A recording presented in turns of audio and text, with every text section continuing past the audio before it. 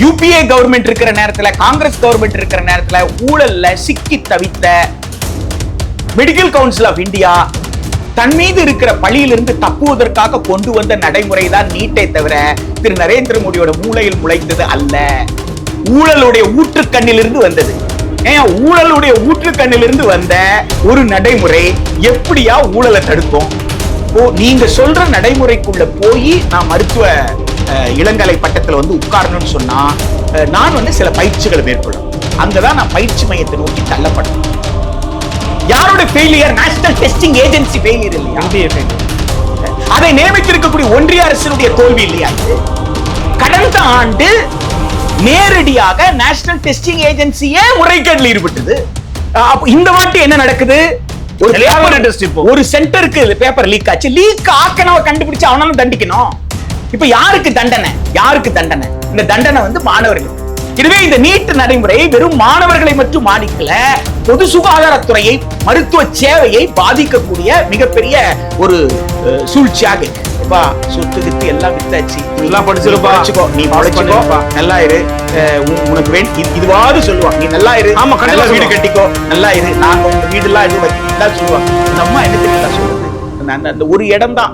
அந்த ஒரு காரணத்துக்காக அந்த படம் இன்னும் ரிலீஸ் ஆகலையான்னு கூட எனக்கு தெரியல. அந்த அம்மா சொல்லுது, நல்லா படிப்பா, படிச்சு ஏழைக்கு நல்லா மருத்துவம் பாடும்.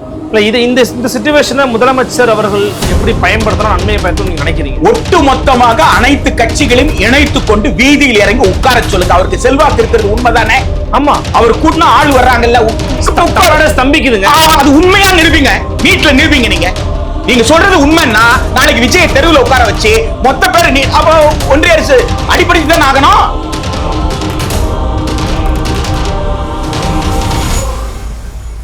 நிம்மதி ப்ராப்பர்ட்டி மேனேஜ்மெண்ட். கான்டாக்ட் 7667008999. நலம் தரும் நல்லார் சித்த மருத்துவமனை. இதய நோய், சர்க்கரை நோய், பக்கவாதம், சிறுநீரக பிரச்சனை, தண்டுவடம் மற்றும் மூட்டு பிரச்சனைகளுக்கு மிகச்சிறந்த மருத்துவமனை. கிருஷ்ணகிரி, சென்னை மற்றும் மதுரை.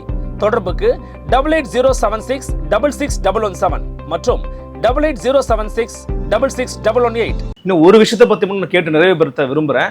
நீட் தேர்வு மறுபடியும் இந்தியா முழுக்க இப்ப ரத்து செய்யப்பட்டிருக்குங்கிறத நம்ம பாக்குறோம். குறிப்பாக ராஜஸ்தான் மாநிலத்துல கெஸ்ட் பேப்பரை லீக் அவுட் பண்ணதுனாலதான் இது நடந்திருக்கு அப்படிங்கறத நம்ம தெரிந்து கொள்ள முடிகிறது. மீண்டும் 22 லட்சம் மாணவர்கள் திருப்பி நீட் எக்ஸாம் எழுத போறாங்கிறத நம்ம பாக்குறோம். இதை ஒரு துருப்புச்சீட்டா பயன்படுத்தி தமிழ்நாடு போன்ற மாநிலங்கள் நீட் ஒழிப்பை நோக்கி நகர முடியுமா? அதுக்கான வாய்ப்பு இருக்கிறதா? நீட் கூடாது அப்படின்னு சொல்ற அந்த கோரிக்கை இருக்கு இல்லைங்களா, அது ஒரு முழக்கமாக பார்க்கப்படுது. அது முழக்கம் அல்ல. அரசியல் தளத்துல, சட்டமன்றத்துல, நாடாளுமன்றத்துல, மக்கள் வெளியில ஒரு மிகப்பெரிய அளவுல அந்த நீட் என்ற அந்த சொல்லாடல் எப்போ உருவாச்சோ அந்த உருவான காலத்திலிருந்து அப்போ இன்றைக்கு இருக்கிற பிரதமர் குஜராத்தினுடைய முதலமைச்சர், அவரால் எதிர்க்கப்பட்ட ஒரு நடைமுறை தான் நீட் நடைமுறை. அவர் முதலமைச்சராக இருக்கும்போது அவரே எதிர்த்திருக்கிறார். ஒவ்வொரு காரணம், ஒவ்வொருத்தருக்கு ஒரு காரணம் இருந்தது எதிர்க்கிறதுக்கு. அவருக்கு எதிர்க்கிறதுக்கு ஒரு காரணம் இருந்தது. அவர் அதை எதிர்த்திருக்கிறார். அப்போ ஏன் இந்த எதிர்ப்பு என்பதை பற்றி புரிதல் இல்லாமல் யூபிஏ கவர்மெண்ட் இருக்கிற நேரத்துல, காங்கிரஸ் கவர்மெண்ட் இருக்கிற நேரத்துல ஊழல்ல சிக்கி தவித்த மெடிக்கல் கவுன்சில் ஆஃப் இந்தியா தன் மீது இருக்கிற பழியிலிருந்து தப்புவதற்காக கொண்டு வந்த நடைமுறை தான் நீட்டை தவிர திரு நரேந்திர மோடியோட மூளையில் முளைத்தது அல்ல. ஊழலுடைய ஊற்றுக்கண்ணிலிருந்து வந்தது. ஊழலுடைய ஊற்றுக்கண்ணிலிருந்து வந்த ஒரு நடைமுறை எப்படியா ஊழலை தடுக்கும்? இதுதான் நம்ம முன்னாடி இருக்கிற அடிப்படையான ஒரு கேள்வி. அப்போ இந்த கேள்வியில ஒரு 5 ஆண்டுகள் மக்களை, மாணவர்களை எந்த அளவுக்கு துன்பப்படுத்த முடியுமோ துன்பப்படுத்தின பிறகு அந்த கேள்வித்தாள், அந்த கேள்வித்தாள் நடைமுறை, இதையெல்லாம் பார்த்து நீங்க சொன்னதுக்கும் உங்க நடைமுறைக்கும் எந்த சம்பந்தமும் கிடையாது என்று சமீபத்தில் ஓராண்டுக்கு முன்னாடி காலமான டாக்டர் குகானந்தம் அவர்கள், டாக்டர் குகானந்தம் சர்வதேச அளவுல பப்ளிக் ஹெல்த் எக்ஸ்பர்ட் என்று பாராட்டப்பட்டவர். பொது சுகாதார மருத்துவர், பப்ளிக், அதாவது கம்யூனிட்டி ஹெல்த் பற்றி, பப்ளிக் ஹெல்த் பற்றி ஒரு சென்னை வல்லுநர். அவரு சென்னை மாநகராட்சியில் சிட்டி ஹெல்த் ஆபீசரா இருந்திருக்காரு. டைரக்டரேட் ஆஃப் பப்ளிக் ஹெல்த்ல வந்து சில இதுக்கு வந்து டைரக்டரா இருந்திருக்கிறாங்க. மிக முக்கியமான ஆள். அவர் வந்து அவருடைய கடைசி உரை இறப்பதற்கு சில மாதங்களுக்கு முன்னாடி ஒரு ஜூலை 15 காமராஜரோட பிறந்த நாள்ல அவர் ஆற்றிய மிக முக்கியமான உரை தான் இந்த நீட் ஏன் கூடாதுன்ற உரை. அது இன்னும் அது காணொலியா இருக்கு. அந்த உரையை வந்து யாரு வேண்டாலும் தன் சொந்த வாழ்க்கை அனுபவத்தோடு கர்ம வீரர் காமராஜர் காலத்தில் எப்படி ஆட்சி செய்தார், என்ன மாதிரி சிக்கல்கள் இருந்தது என்பதையெல்லாம் சேர்த்து அவர் வந்து ஒரு உரையார். இப்போ நம் மத்தியில வாழ்ந்து கொண்டிருக்கிற டாக்டர் அமலோபநாதன், அவரை விட ஒரு சிறந்த ஒரு மருத்துவரை சமகாலத்துல நம்மால் அவர் சொல்லிட முடியாது. ஒரு மக்கள் மருத்துவர்களாக இவங்கெல்லாம் இருக்கக்கூடியவங்க. இந்த மருத்துவர்கள்லாம் சொல்றதுல இருந்து என்ன புரிந்து கொள்ள வேண்டியது இருக்குன்னு கேட்டீங்கன்னா, இந்த நீட் நடைமுறை இயல்பாக மருத்துவத்தின் மீது ஆர்வம் கொண்ட அக்கறை கொண்ட மாணவர்கள் மருத்துவம் படிக்க வராமல் பார்த்து கொள்கிறது. ஒரு மருத்துவத்தின் மீது இயல்பான ஆர்வம், இயல்பான அக்கறை இருக்கிறவங்க வர முடியாது. இப்போ நீங்க சொல்ற நடைமுறைக்குள்ள போய் நான் மருத்துவ இளங்கலை பட்டத்துல வந்து உட்காரணும்னு சொன்னா நான் வந்து சில பயிற்சிகளை மேற்கொள்ளணும். அங்கதான் நான் பயிற்சி மையத்தை நோக்கி தள்ளப்படுறேன். அப்ப அந்த பயிற்சி மையத்துல எனக்கு ஏற்படுற உளவியல் தாக்கம் இருக்குல்ல, அப்போ பள்ளியினுடைய வகுப்பறை செயல்பாடு என்பது முழுக்க முழுக்க வந்து பயிற்சி மைய செயல்பாடா மாறிடுச்சு.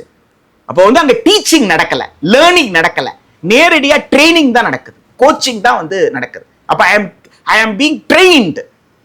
நான் வந்து ஒரு குறிப்பிட்ட தேர்வை எதிர்கொள்வதற்கு பயிற்சி மேற்கொள்ளப்பட்டிருக்கேன். எஜுகேட் ஆகல. நானா சிந்திக்கிறேன், நானா கேள்வி கேட்கிறேன், நான் கேள்வி எழுப்புறேன். அந்த லேர்னிங் ப்ராசஸ்க்குள்ள எனக்கு எந்த அனுபவம். அப்போ பள்ளிக்கூடத்தினுடைய கற்றல் செயல்பாட்டை சிதைச்சிருச்சு. இப்போ இதனுடைய விளைவு என்னவா இருக்கும்? துறை சார்ந்த வல்லுநர்கள், தாவரவியல்லையோ இயற்பியல்லையோ வேதியியல்லோ வர வேண்டிய துறை சார்ந்த வல்லுநர்கள் இனி எதிர்காலத்துல வந்து ஒரு எண்ணிக்கையில குறையக்கூடிய ஒரு வாய்ப்பு. இது ஒரு சிக்கல். இந்த பக்கம் இந்த மாணவர்கள், இந்த பயிற்சி மையத்துக்கு போன மாணவர்கள் பெற்றோர்கள் பார்வையிலிருந்து நீங்க பாத்தீங்கன்னா மிகப்பெரிய பொருளாதாரம், பல லட்சம் ரூபாய் செலவு பண்றாங்க. மாணவர்கள் பார்வையிலிருந்து பாருங்க, ஒரு மிகப்பெரிய மன அழுத்தம் இருக்கு. இந்த கேள்வி எழுப்ப முடியாது, புரிஞ்சுக்க முயற்சி பண்ணு அப்படின்னு. நீ கேள்வி கேட்காத, நீ புரிஞ்சுக்க முயற்சி பண்ணு. அப்ப கேள்வி கேட்காம எப்படியா கற்றல் நிகழும்? இப்ப இதை வெளியில சொல்ல முடியல. சொன்னா அவன் பண்றான்ல, நீ ஏன் பண்ணல, இது வந்துங்க சிலரால் அடாப்ட் ஆயிட முடியுங்க. சில சூழலியல்ல உங்களுக்கு எக்கோசிஸ்டம்னு சொல்றோம் இல்லைங்களா, சூழலியல்னு சொல்றோம்ல, சில சூழலுக்கு சிலரால் வந்து என்ன செய்ய முடியும், ஏற்றுக்கொள்ள முடியும். அதுக்கு அந்த மனம் வந்து ஒப்பாயிடுது, பரவாயில்ல இதுல வாழ்றதுக்கு. சிலரால் அடாப்ட் பண்ண முடியாது, அவன் ப்ரொடெஸ்ட் பண்ணுவான். அப்ப ப்ரொடெஸ்ட் பண்ணும்போது ஆதரவு நிலை தேவைப்படுது. அந்த ஆதரவு நிலை இல்ல. யார்கிட்ட போய் சொல்றது? அப்பா கிட்ட சொல்ல முடியாது, அம்மா கிட்ட சொல்ல முடியாது, நண்பர்கள் கிட்ட சொல்ல முடியாது. எல்லாருமே என்ன கேலி பேசுவாங்க. அப்போ ஒரு மிகப்பெரிய மன உளைச்சல். இந்த போராட்டத்தெல்லாம் முடிச்சு அந்த மாணவர் எங்க வர்றாருன்னா, அந்த நீட் நடைமுறையில அந்த நீங்க கொடுக்கிற கேள்விகளுக்கு பதில் எழுதுறதுக்கு வர்றாரு. அப்படின்னா எப்படிப்பட்ட சிக்கல்களை. அப்போ அவரை உள்ள நுழையும் பொழுது அவர் பரிசோதிக்கிறேன்ட்டு அவருடைய கண்ணியத்தை எப்படியெல்லாம் குறைக்க முடியுமோ அப்படியெல்லாம் குறைத்து இது ரோபோ மாதிரி அவரை டெஸ்ட் பண்ணுவீங்க நீங்க. சரியா? அந்த அளவுக்கு டெஸ்ட் பண்ணி நீங்க என்ன பண்றீங்க, உள்ள. இதுக்கு பிறகு பேப்பர் லீக் ஆச்சுன்னா நான் எப்படிடா பொறுப்பு? அந்த ஸ்டூடெண்ட் எப்படி பொறுப்பு? யாரோட failure? National testing agency failure இல்லையா? இந்திய ஃபெயிலியர் தான். அதை நியமித்திருக்கக்கூடிய ஒன்றிய அரசினுடைய தோல்வி இல்லையா இது? கடந்த ஆண்டு நேரடியாக நேஷனல் டெஸ்டிங் ஏஜென்சியே முறைகேட்டில் ஈடுபட்டது. அதுக்கு முன்னாடி ஆண்டு வரைக்கும் கோச்சிங் சென்டர் இன்னும் பலர் முறைகேடல. ஆனா போன வாட்டி என்ன இர்ரெகுலாரிட்டின்னு சொல்றீங்களே, அந்த இர்ரெகுலாரிட்டி தொடக்க புள்ளியே யாருன்னு கேட்டா நேஷனல் டெஸ்டிங் ஏஜென்சி. ஏன்னா நீ சொன்னது என்ன, ஒரு கேள்விக்கு ஒண்ணுதான் பதில்னு சொன்ன. அதுக்கப்புறம் நீ வந்து மார்க் கொடுக்கும்போது என்ன சொல்ற, ஒரு கேள்விக்கு 2 பதில் சரின்னு சொல்ற. அப்ப 2 பதில்ல எது எழுதினாலும் சரின்ற. அதுக்கப்புறம் நீதிமன்றத்துக்கு போகுது. இந்த சிக்கு இதுக்கு பேர் இர்ரெகுலாரிட்டி இல்லையா? உண்மையில தப்பு இருக்கு. என்ன தண்டனை? அதுல அஃபிடவிட் போட்டாங்க பாருங்க, பிரமாண பத்திரம் தாக்கல் பண்ணாங்க பாருங்க. அதுதான் மிகப்பெரிய விஷயம். அது வந்து நகைப்புக்குரியது அல்லது விவரம் தெரியாம போட்டாங்க அப்படிலாம் கிடையாது. அப்படி கிடையாது. இயல்பாக ஒரு டீச்சரை நீங்க இந்த மாதிரி பேட்டி எடுக்கிறீங்கன்னு வச்சுக்கிறீங்க. ஒரு டீச்சர் கிட்ட ஒரு கேள்வி நீங்க கேட்கறீங்க. அந்த டீச்சர் என்ன சொல்லுவாரு? அந்த கேள்விக்கான பதில் சொல்லுவாங்க. அந்த பாடம் சம்பந்தப்பட்ட வல்லுநராக இருந்தால், அந்த பாடம் சம்பந்தப்பட்ட ஆசிரியராக இருந்தால், நீங்க எந்த பாடத்திலிருந்து ஒரு கேள்வி கேட்கிறீங்களோ அந்த அவருக்கு வந்து சில ஃபேக்ட்ஸ் வந்து மறந்திருக்கலாம். இந்த குறிப்பிட்ட தேதி நீங்க கேக்குறீங்கன்னா அந்த தேதி நினைவில் இருக்கணும் அவசியம் இல்லை, அதை ரெஃபர் பண்ணிக்கலாம். பட் உங்க கான்செப்ட் வந்து அவரால் வந்து மறக்க மாட்டார் இல்லையா? ஒரு டீச்சர் கிட்ட நீங்க வந்து ஒரு கேள்வி கேட்டு ஐயா இந்த கேள்விக்கு என்னையா பதில் நீங்க கேட்டா அந்த ஆசிரியர் ஐயா 2017 பாடநூல் படி இதாயா ஆன்சர்னு சொன்னா நீங்க என்ன செய்வீங்க? இதெல்லாம் ஒரு பதில ஆசிரியர் அப்படின்னு கேட்க முடியல. நான் எப்படி ஆசிரியர்னு எடுத்துக்க முடியும் கேப்பீங்கல்ல. என்சிஆர்டிய கேட்குது உச்ச நீதிமன்றம். என்சிஆர்டி பதில் பிரமாண பத்திரம் தாக்கல் பண்ணுதுங்க. 2017 பாடநூல் படி இந்த பதில் சரி, 2020 பாடநூல் படி இந்த பதில் சரின்ட்டு. இயற்பியல் எப்படியா மாறும் பதில் இல்லையா? அப்ப நீங்க என்ன சொல்லிருக்கணும்? அணு சம்பந்தப்பட்ட இயற்பியல்ல 2017க்கு அப்புறம் என்ன மாற்றம் ஏற்பட்டது? அப்படி மாற்றம் ஏற்பட்டிருந்தா சரின்னு சொல்லலாம். அப்படி அணு சம்பந்தப்பட்ட அந்த கேள்வியில இந்த குவாண்டம் பிசிக்ஸ்ல எந்த மாற்றமும் அப்படி ஏற்படாத போது நீங்க பாடநூல்ல நீங்க கொடுத்த ஒரு விவரம், அந்த விவரம் இந்த கேள்விக்கு இதான் பதிலா இருக்க முடியும், இந்த பாடநூல் இப்படி விவரம் இருந்ததால் இதான் பதில் இருக்கும்னு சொல்லுவோம். எப்படி என்சிஆர்டி இப்போ நீங்க உச்ச நீதிமன்றத்தை விமர்சனத்துக்குள்ளாக்கினார்கள்ன்றதுனால அவர்கள்லாம் இனிமேல அந்த புக்கே எழுதக்கூடாதுன்னு உத்தரவு போட்டீங்க. இப்படி ஒரு பதில் சொன்ன என்சிஆர்டிய இன்னும் உச்ச நீதிமன்றம் ஒண்ணுமே செய்யலையே, ஒண்ணுமே செய்யல. ஆக இதனால் பாதிக்கப்பட்டது 23 லட்சம், கடந்த ஆண்டு கிட்டத்தட்ட 24 லட்சம் பேரு. சரியா? ஆனால் உச்ச நீதிமன்றம் பாதித்த மாணவர்கள் தான் சரியா அந்த சுமையை தாங்கிக்கிட்டாங்களே தவிர அதுல வந்து யாரெல்லாம் வந்து ரீடெஸ்ட் எழுதுறதுக்கு ஒத்துக்கிட்டாங்களோ அவங்களுக்கு மட்டும் ரீடெஸ்ட் நடந்தது. சரிங்களா? அப்ப இந்த வாட்டி என்ன நடக்குது? ஒரு சென்டருக்கு பேப்பர் லீக் ஆச்சு. லீக் ஆக்கனவ கண்டுபிடிச்சு அவனால தண்டிக்கணும். இப்ப யாருக்கு தண்டனை? யாருக்கு தண்டனை? இந்த தண்டனை வந்து மாணவர்களுக்கு. நீங்க என்ன சொல்லி இருக்கிறீங்க? நீங்க திருப்பி அப்ளை பண்ண வேண்டாம், திருப்பி ஃபீஸ் கட்ட வேண்டாம், கட்டின ஃபீஸ கூட கொடுத்துடுறோம். இதெல்லாம் இப்ப சொல்றீங்க நீங்க. சரி, அடுத்த அகாடமிக் இயர் தொடங்கணும்ல, கல்வி ஆண்டு MBBS தொடங்கணும்ல, அப்ப என்ன ஆகும்? உங்களுக்கு நேரம் குறையும்ல, லேட்டா தானே அவங்க சேர போறாங்க. அப்போ அந்த குறுகிய காலத்துல இவர்கள் வந்து அந்த பாடத்தை படிச்சு முடிக்கணும்ல, MBBS ஃபர்ஸ்ட் இயர் முடிக்கணும்ல, அது இன்னும் மன அழுத்தத்தை தானே, பிரஷர் தானே வந்து உங்களுக்கு கொடுக்கும். எல்லாவற்றையும் மீட இந்த மே 3ஆம் தேதி என்ன நடந்தது தெரியுங்களா? மே 3ஆம் தேதி இந்த வாட்டி நீட் நடந்துகிட்டு இருக்கிற நேரத்துல கடந்த ஆண்டு நீட் நடைமுறையில மாணவர் சேர்க்கை நடந்தது இல்ல, அவங்க எல்லாம் இந்த வருஷம் முதல் ஆண்டு MBBS படிக்கிறாங்கல்ல, அந்த மாணவர்கள் அனைவரையுமே மே 3 கல்லூரிக்கு வரவழைத்து ஒன்று வகுப்பறையிலோ அல்லது வந்து விடுதியிலோ தங்கணும். என்னன்னா இவங்க ஆள் மாறாட்டத்தில் ஈடுபட்டு விடக்கூடாது என்று. நானு தொடக்கத்துல சொன்ன பாத்தீங்களா, மருத்துவர் ஆக வேண்டும் என்று இயல்பாக வரக்கூடிய மாணவர்களை வருவதிலிருந்து தடுத்துட்டாங்கன்ட்டு. இப்போ மருத்துவரா படிக்க வந்தவ என்ன செய்யறான்னா, தான் செலவு பண்ண பணத்தை எடுக்கிறதுக்கு இன்னொருத்தனுக்கு என்ன செய்வானா, இவன் போய் நீட் எழுதுவானா. இன்னொருத்தர் இவன் வந்து MBBS சேர்ந்துட்டான், இவனுக்கு அந்த நடைமுறை தெரியும்ல, யாரோ ஒரு பணக்காரனுக்காக இவன் எழுதுறான். அந்த ஆள்மாறாட்டம் இதுக்கு முந்தி நடந்த நடைமுறை நடந்திருக்கு. அப்படி ஒரு ஆள்மாறன் நடந்துடக்கூடாதுன்றதுனால இந்த மாணவர்கள் யாரெல்லாம் MBBS சேர்ந்துட்டாங்களோ, சேர்ந்த மாணவர்கள் படிச்சிட்டு இருக்கிற மாணவர்களை, இது லிட்டரலா சொல்ல போனா, டெக்னிக்கலா சொல்ல போனா இது பிரிவென்டிவ் அரெஸ்ட் இல்ல, தடுப்பு காவல்னு சொல்லுவீங்களே, ஒரு குற்றம். என்னன்னா நீங்க வந்து வகுப்பறையிலையும் விடுதியிலையும் இந்த மாதிரி ஒரு நடைமுறை, ஒரு இளநிலை பட்டப்படிப்பு சேருவதற்கான நடைமுறை உலகத்துல எங்கேயாவது பார்த்திருக்கீங்களா அப்படின்னு சொல்லுங்க. அப்போ இந்த இவ்வளவு நடைமுறையில இந்த உளவியல் தாக்கத்தோடு வெளியில வர்ற மாணவர் எப்படி வந்து ஒரு சிறந்த மருத்துவராக, சமூகம் சார்ந்த மருத்துவராக அரசு துறையில, பொது சுகாதாரத்துறையில பணியாற்றுவார்? எனவே இந்த நீட் நடைமுறை வெறும் மாணவர்களை மட்டும் பாதிக்கல, பொது சுகாதாரத்துறையை, மருத்துவ சேவையை பாதிக்கக்கூடிய மிகப்பெரிய ஒரு சூழ்ச்சியாக. இங்க நீங்க வைத்த முழக்கம் என்ன? நீட்டுக்காக நீங்க சொன்னது என்ன? நீட் என்பது தகுதியை தீர்மானிக்கும், நீட் என்பது வணிக மையத்தை ஒழிக்கும்னு சொன்னீங்க. இந்த நீட் வந்ததுக்கு அப்புறம் என்னாச்சு? நீட்டுக்கு முன்னாடி யாராவது சட்டத்திற்கு புறம்பாக வசூல் செய்திருந்தா அதை சட்டப்படி வசூல் செய்யறாங்க. இப்போ 18 லட்சத்திலிருந்து 25 லட்சம் உங்களுக்கு ஒரு ஆண்டு கட்டணும் அப்படின்னா 1 கோடியிலிருந்து 1.25 கோடி உங்களுக்கு. இதற்கு முன்னாடி இந்த நீட் நடைமுறைக்காக பயிற்சி எடுத்துக்கிறதுக்கு 2-3 லட்சம் செலவு பண்ணணும். ஆக வணிக மையத்தை நீங்கள் அதிகப்படுத்தி இருக்கிறீங்களே தவிர வணிக மையத்தை ஒழிக்க முடியல. வணிகம் வந்து லீகலைஸ் பண்ணியிருக்காங்க. லீகல் சட்டப்படி ஆக்கியிருக்கிறீங்க. சட்டப்படி ஆக்கினது அதிகமாயிருக்கு உங்களுக்கு. இது ஒரு மிகப்பெரிய பாரமாக வந்திருக்கு. அப்போ வணிக மையத்தை ஒழிக்கல, கட்டணத்தை கட்டுப்படுத்த உங்களால வந்து முடியல. அரசு சேர்க்கையில மட்டும்தான் வந்து எப்பவுமே நடக்கிற மாதிரி, அது எந்த முறை இருந்தாலும் அது நடக்கும். அந்த அடிப்படையில அந்த மதிப்பீடு. ஆனால் வணிக ரீதியில செயல்படக்கூடிய உங்களுக்கு தனியார் கல்லூரிகள், தனியார் நிர்வாக பல்கலைக்கழக நிர்வாக இடஒதுக்கீடு, தனியார் நிர்வாக இடஒதுக்கீடு வந்துருச்சுன்னா உங்களுக்கு யாருக்கு பணம் கட்ட வாய்ப்பு இருக்கோ அவன் அடுத்தடுத்த கவுன்சில் அவன் வர்றான். இந்த கவுன்சில்ல ஒருத்தர் வந்து இடம் வாங்கிட்டு வந்துடுறாரு. ஆனால் இவங்க கேட்கிற பணத்தை கட்ட முடியலன்னா அந்த இடம் காலி. அந்த இடம் காலின்னா அடுத்த கவுன்சிலிங்ல அடுத்த இதை விட மதிப்பெண் குறைவா இருக்கிறவர் வருவாரு. அப்ப 2வது கவுன்சில், 3வது கவுன்சில், அப்புறம் மாப் அப் ரவுண்ட், இப்படி பல விஷயங்கள் இருக்கு. ஆக மிக மிக 720க்கு 200 பெற்றிருந்தால் கூட பணம் இருந்தால் போறோம், நீங்க என்ன வந்துடலாம், MBBS வந்துடலாம். ஆமா, பிடிமன்னு ரொம்ப அருமையாக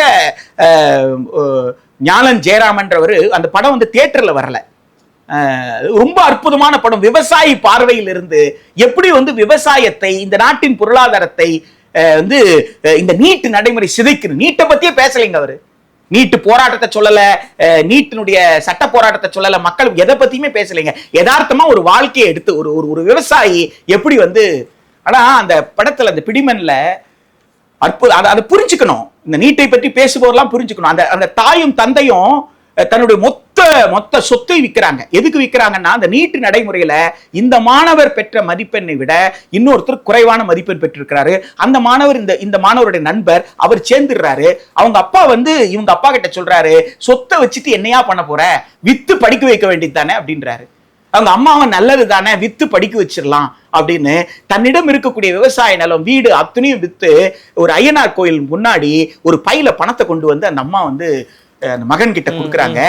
கொடுத்துட்டு அந்த அம்மா சொல்றாங்க பாருங்க, அதுதாங்க இயல்பான உழைக்கிற மக்கள், இயல்பான விவசாயினுடைய மனநிலை.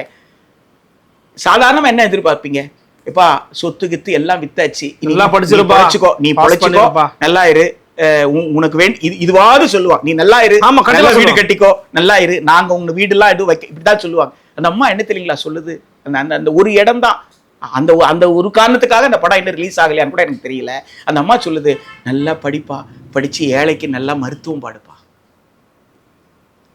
நல்லா படிப்பா, ஏழைக்கு நல்லா மருத்துவம் பாடுப்பான்னு அந்த பிடிமண் இருக்கு பாருங்க.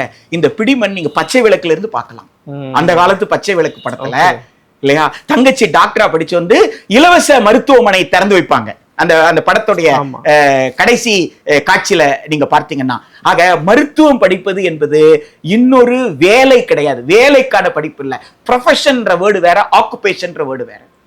சரியா?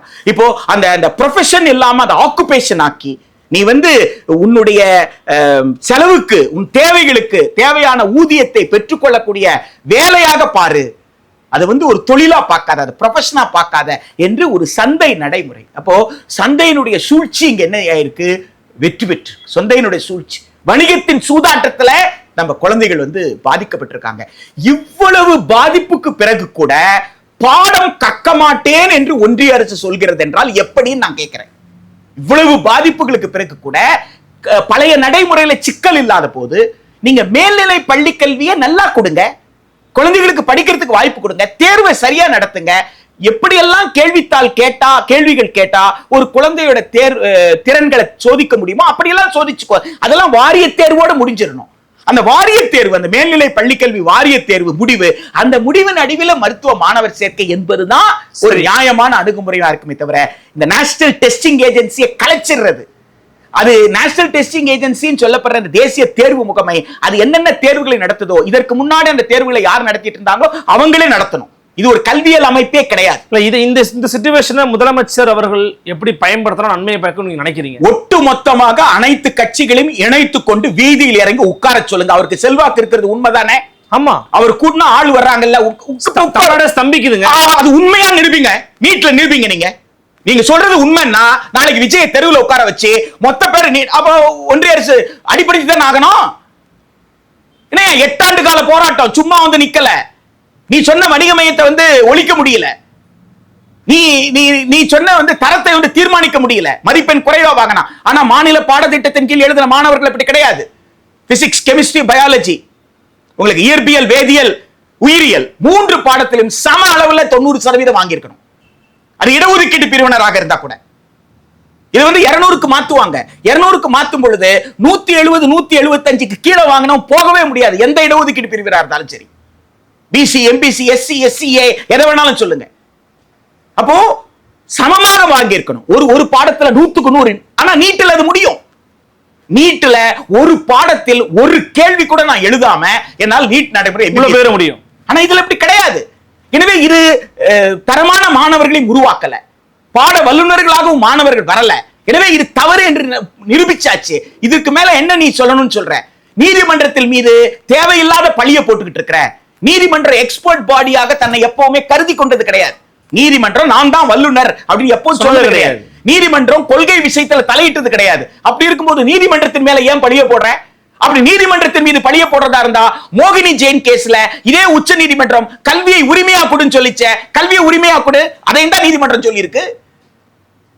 கல்வியை உரிமையா கொடுன்னு நீதிமன்றம் சொன்னா அந்த தீர்ப்பை நீ மதிக்க மாட்டேன்ற.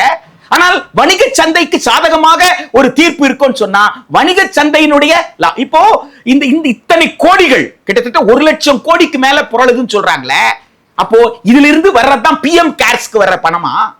அதனாலதான் பிஎம் கேர்ஸ்க்கு யாரெல்லாம் துட்டு கொடுக்கறாங்கன்னு சொல்ல மாட்டேன்றீங்களா? இதுல இருந்து வர்ற பணம் தான் எலெக்ஷன் பாண்டுக்கு, தேர்தல் கட்சிகளுக்கு தேர்தல் பத்திரம் சொல்றாங்களே, அதுல வர்ற பணமா? ஏன்னா யார் தேர்தல் பத்திரம் வாங்குறான்னு தெரியலையே. அப்ப யாரால இத்தனை லட்சம் கோடி ரூபாய் சம்பாதிக்க முடியுதோ அவங்க தானே. அப்ப எங்க மாணவர்கள் பலியாகிறாங்க. எங்க மாணவர்கள்ல வரக்கூடிய இந்த நிறுவனத்துக்கு வரக்கூடிய லாபம், அந்த கொள்ளை லாபத்துல இருந்தா பிஎம் கேர்ஸ்க்கு பணம் வருதா? தேர்தல் பத்திரத்துக்கு பணம் வருதா? இந்த சந்தேகம் இல்லாதா?